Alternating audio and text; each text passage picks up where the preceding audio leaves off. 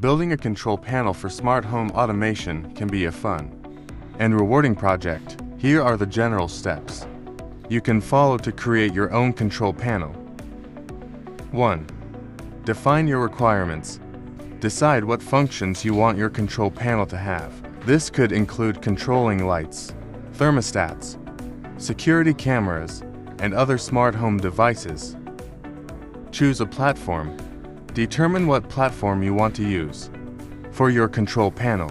Popular options include Raspberry Pi, Arduino, or a tablet running a control panel app. Select hardware components.